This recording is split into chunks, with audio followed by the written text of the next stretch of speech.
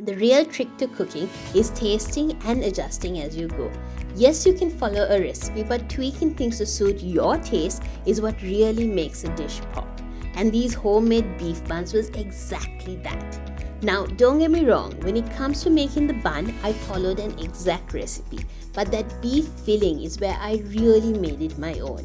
It's like a fusion of Sri Lankan curry filling with a slight Asian twist.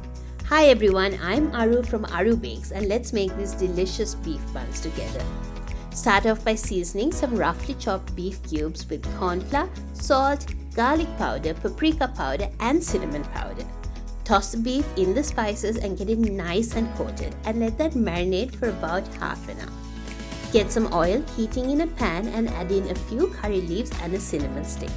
Then go in with some chopped onion and garlic and sauté until it softens, but don't let it brown. At this point, I decided that I'm going to add in some chili powder and roasted curry powder. Add in the beef, stir and let it brown. I'm adding in some roughly chopped tomatoes for a bit of tang. And then I figured I will go in with some sweet chili sauce and a bit of soy sauce just to add another dimension of flavor to this beef. Sometimes the best combinations come from not really having a solid plan as to what you are cooking. Taste and season at this point.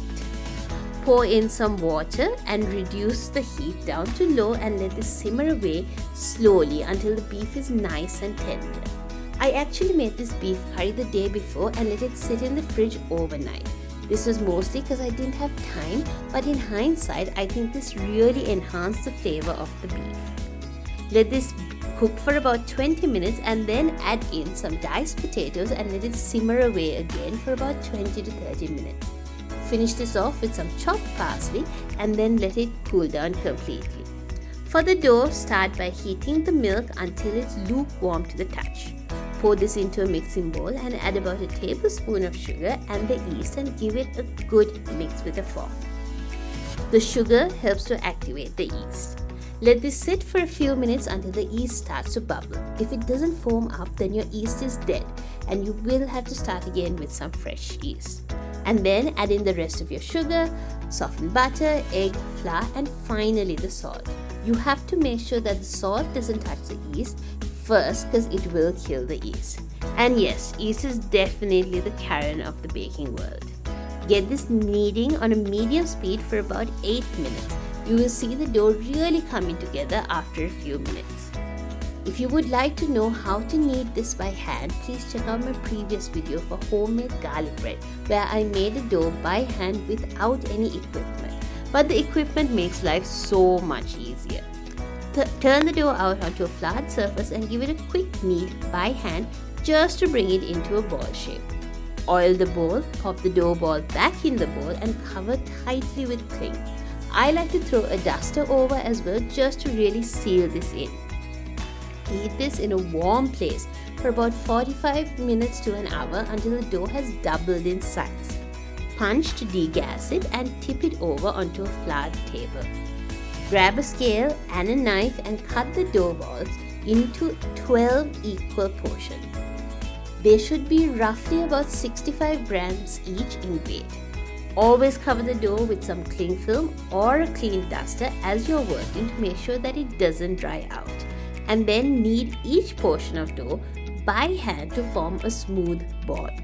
Use the palm of your hands to stretch and then bring the dough back in, and then slowly tuck the edges in under itself to form a ball.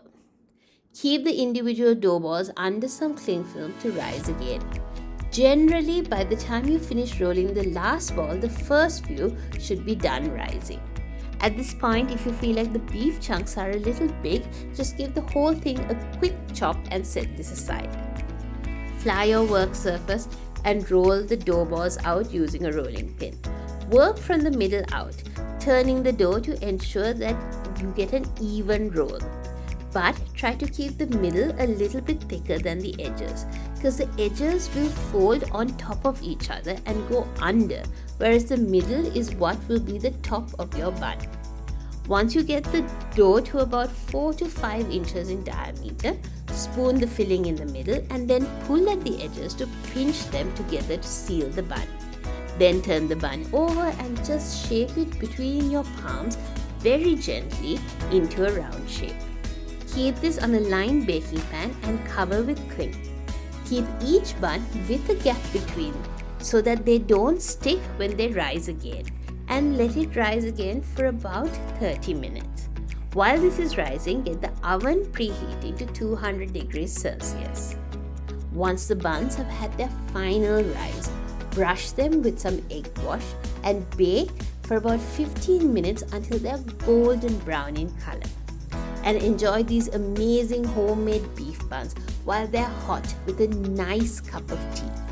These were an amazing mix of spicy with a slight sweet and tangy aftertaste, which is so different to the super spicy buns we get in SL and the sweeter buns we get here in Singapore.